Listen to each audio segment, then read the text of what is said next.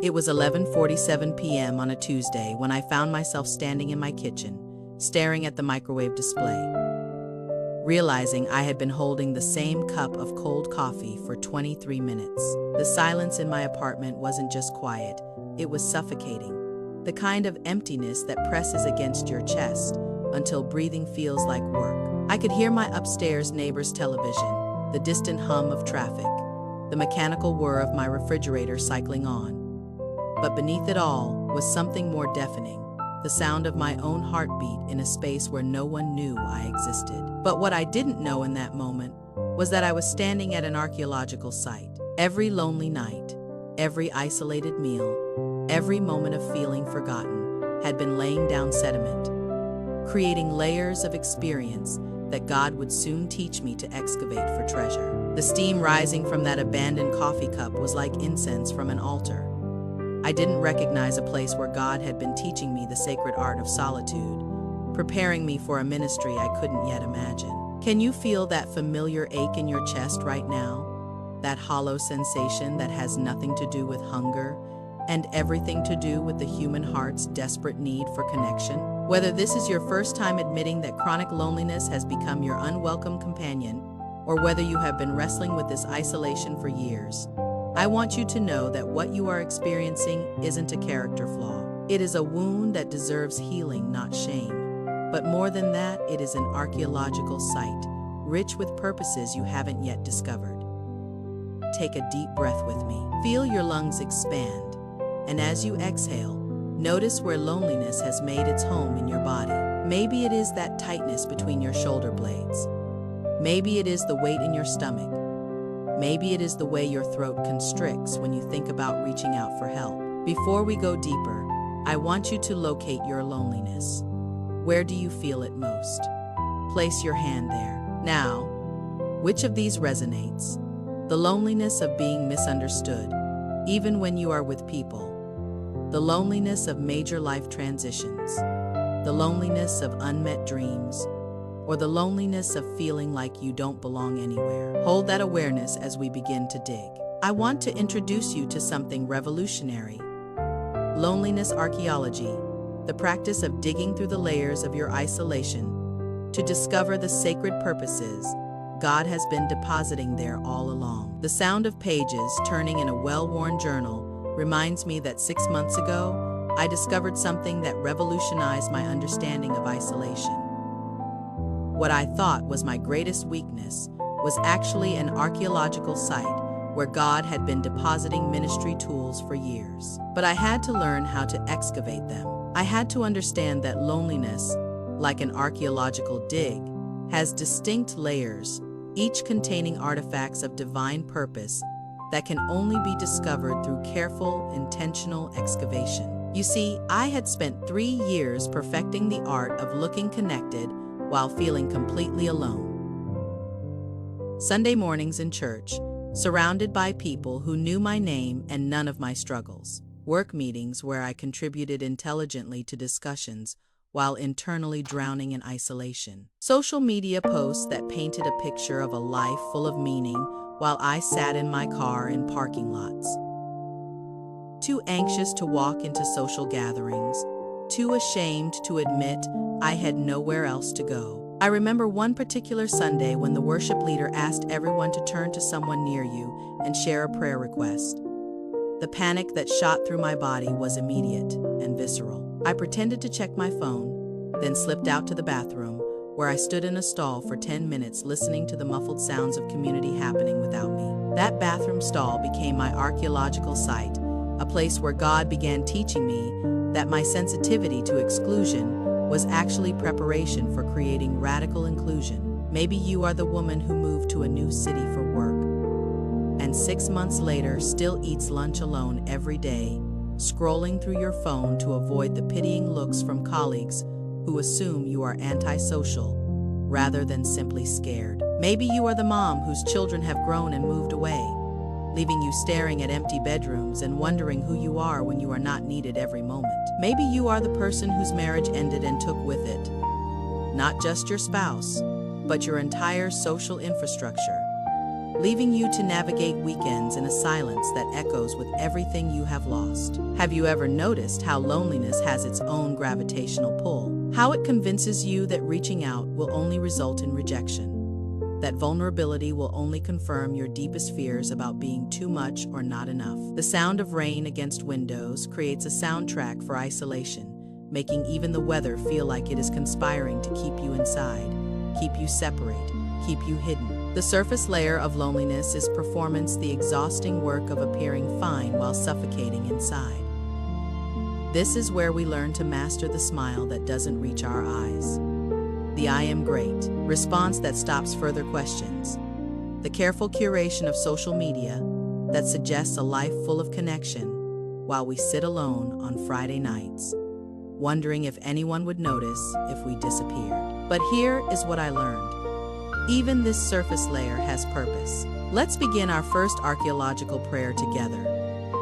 Jesus, I invite you into the surface layer of my loneliness, the masks I wear, the performances I give, the ways I hide my isolation behind busyness or social media or perfect attendance at events where I feel invisible. I confess that I have been ashamed of my need for connection, treating it like weakness instead of recognizing it as holy hunger. You see through every performance, every pretense, every carefully crafted image that I present to the world, while my heart is starving for authentic relationship. In this surface layer, I have learned things I didn't know I was learning. I have become a student of human behavior, watching how people interact, noticing who includes and who excludes, observing the subtle signs of someone else's isolation, hiding behind their own performance. I have developed radar for detecting when someone's fine isn't really fine, when someone's laughter sounds hollow, when someone's busyness is actually avoidance of their own loneliness.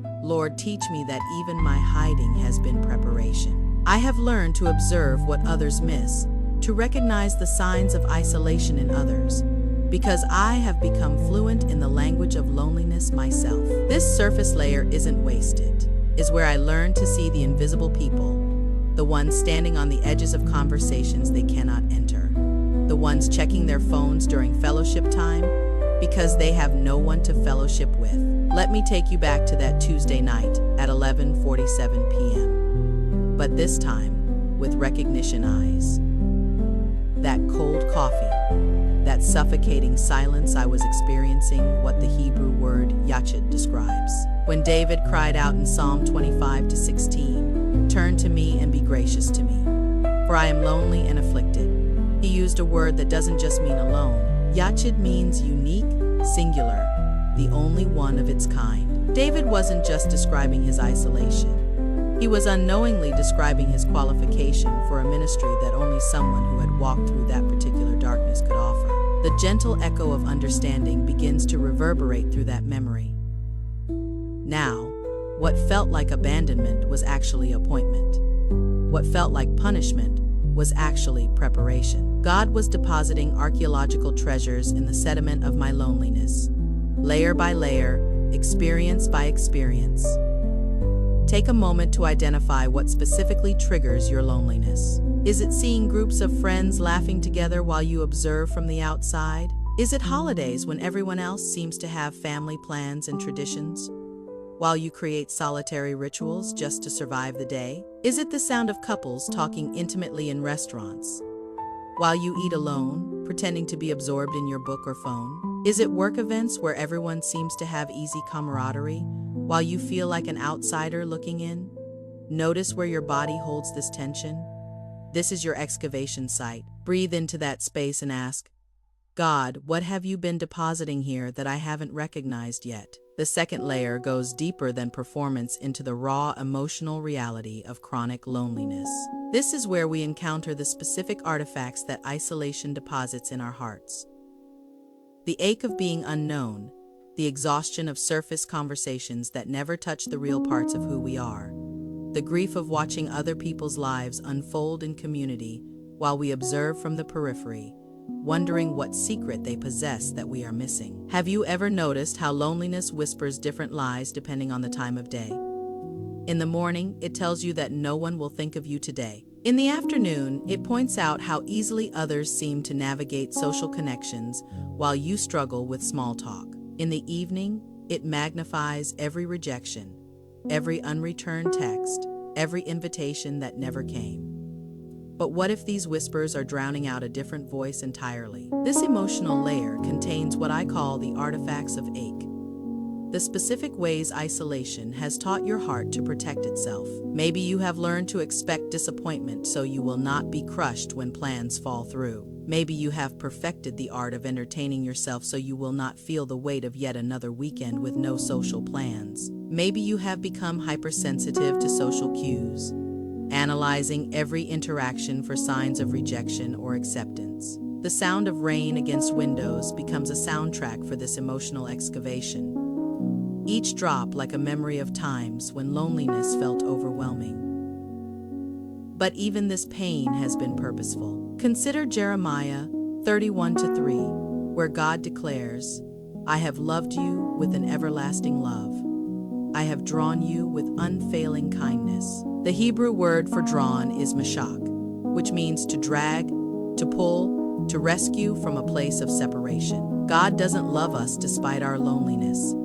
He pursues us through it, into it, using our very isolation as the place where we encounter His presence most profoundly. Holy Spirit, I invite you into the emotional layer where I feel the full weight of isolation pressing against my chest like a physical force. Here lives my fear of rejection that makes me hesitate to reach out. My exhaustion from trying to connect with people who seem to speak a social language I never learned.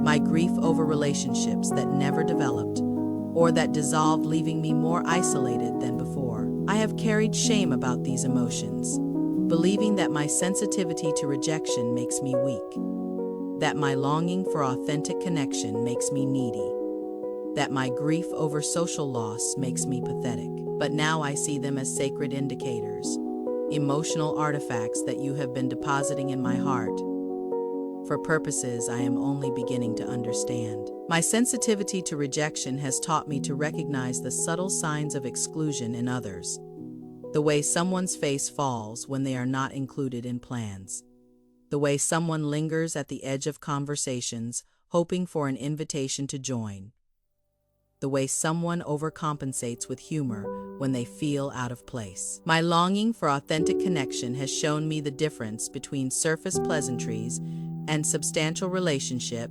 between networking and true fellowship, between being known and being seen.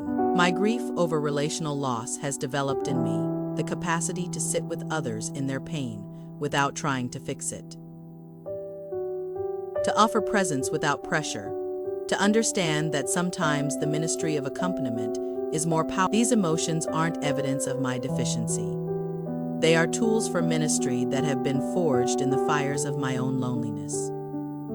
Transform this emotional archaeology into compassionate wisdom. Help me integrate the lessons loneliness has taught without carrying the pain that loneliness has inflicted. Give me discernment to know when my emotional sensitivity is Holy Spirit prompting, and when it is trauma response, when to share my story, and when to simply listen, when to offer my own experience, and when to create space for others to discover their own. Look at Hannah, who spent years sitting in the temple, pouring out her heart in silent anguish, while others misunderstood her pain. 1 Samuel 1:15 records her vulnerable words, "I am a woman who is deeply troubled. I have not been drinking wine or beer. I was pouring out my soul to the Lord." Her emotional loneliness in her barrenness wasn't her punishment. It was her preparation for becoming the mother of Samuel, one of Israel's greatest prophets. The very thing that isolated her from other women became the very thing that positioned her for a purpose that would impact generations. Here is where the excavation gets revolutionary. In the spiritual layer, we discover that what feels like abandonment is actually appointment. What feels like divine neglect is actually divine preparation. The woman with the issue of blood in Mark 5 had been isolated for 12 years, cut off from community, from touch, from normal human connection, by religious laws that declared her perpetually unclean.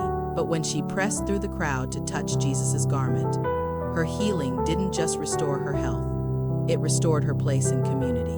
Jesus called her daughter, a term of belonging she hadn't heard in over a decade. This is what I call redeemed loneliness, the theological truth that God doesn't waste our wounds, but transforms them into wisdom, that our seasons of isolation aren't divine punishment, but divine preparation for a ministry of presence that can only be offered by those who know what it means to feel forgotten. Back to that Tuesday night at 11:47 p.m. But now I see it through redemption eyes.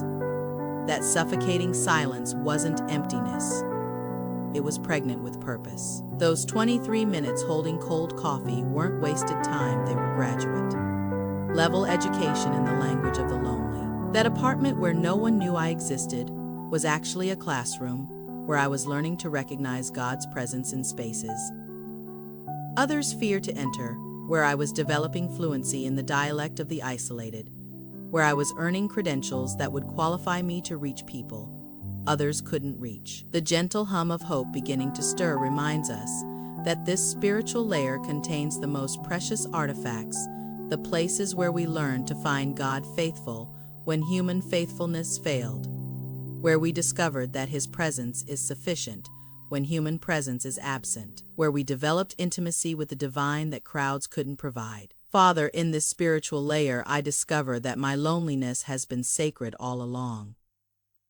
What I interpreted as evidence of your absence was actually evidence of your preparation. What I experienced as abandonment was actually appointment to a specialized ministry.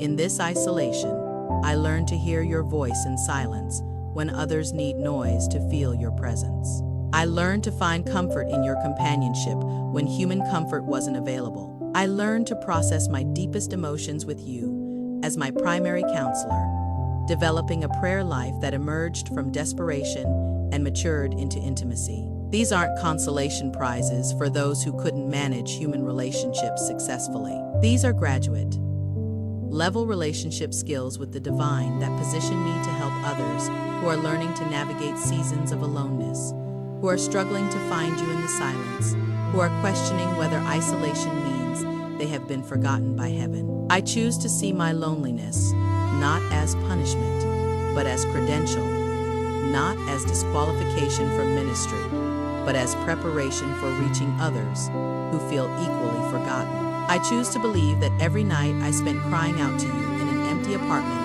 was a seminary class in the theology of divine companionship. I choose to trust that every moment I felt invisible to human eyes was a lesson in being seen by divine eyes that never look away. Put your hand on your heart and say these words out loud. My loneliness has been sacred preparation. My isolation has been holy education. I am not broken.